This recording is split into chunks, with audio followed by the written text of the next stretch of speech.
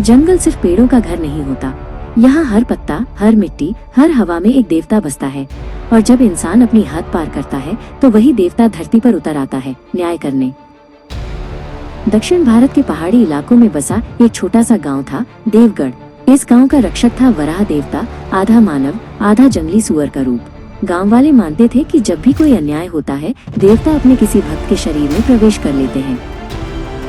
हर साल पंचमी के दिन पूरा गांव वराह कोला उत्सव मनाता था, जहां भक्त देवता के नाम पर नाचते, तपस्या करते और वराह देवता से वरदान मांगते। समय के साथ गांव में लालच बढ़ गया। एक खनन माइनिंग कंपनी ने जंगल की जमीन खरीद ली।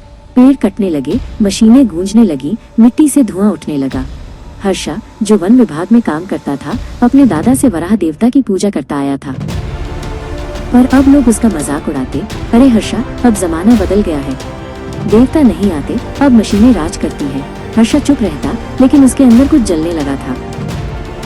हर रात उसे सपना आता, एक लाल तालाब, चारों ओर आग और एक गरजती हुई आवाज, मैं तेरे भीतर हूँ, जब समय आएगा तू मेरा रूप बनेगा। एक दिन कंपनी के लोग गांव के मंदिर की जमीन पर बुलडोजर चलाने लगे। पुजारी ने रोका तो उसे बेरहमी से मार दिया गया। हर्षा ने विरोध किया, मगर उसे भी घायल कर दिया गया। उस रात पूरा गांव सन्नाटा था। मंदिर का दीपक बुझ गया, हवा रुक गई और दूर जंगल से आवाज आई। हर्षा घायल अवस्था में जंगल की ओर भागा। वो एक पुरानी वराह देव की मूर्ति के सामने गिर पड़ा। बिजली चमकी, आसमान फट गया। उसके शरीर पर लाल राख के निशान उभर आए, नाखून बड़े हो गए, आंखें लाल आग जैसी चमकने लगी। उसके भीतर से एक भयानक गर्जना निकली, धरती मेरी माँ है, जो इसे छुएगा वो नष्ट होगा। अब वो हर्षा नहीं था, वो था वराह रक्षक वन देवता।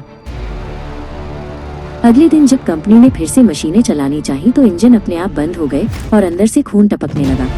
सुरक्षा गार्ड ने देखा, जंगल के बीचों बीच एक विशाल काया चल रही थी, आधा मानव आधा वराह। उसके पैरों के नीचे धरती कांप रही थी, हाथ में लोहे जैसा दांत और आंखों में भयंकर अग्नि। वो गर्जा, धरती माँ रो रही है और मैं अब मौन नहीं रहूंगा। जो भाग सका बच गया, जो रुका उसी पल मारा गया। लोग चिल्लाने लगे, वो देवता नहीं, विनाश का रूप है। सुबह हुई, जंगल फिर से हरा हो गया, कटे हुए पेड़ फिर से खड़े थे, धरती पर शांति लौट आई। हर्षा मंदिर के सामने बेहोश पड़ा था, शरीर पर खून और राख के निशान। देवता लौट आए हैं, हर्षा ने पूछा। वो कौन था जो मेरे भीतर आया? कविन बोला, वो तू ही था बेटा।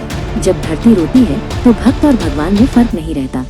जंगल देवता है, धरती माता है, और जो इन्हें बेचता है वो अपने अस्तित्व को बेच देता है। माँ का श्राप कभी व्यर्थ नहीं जाता।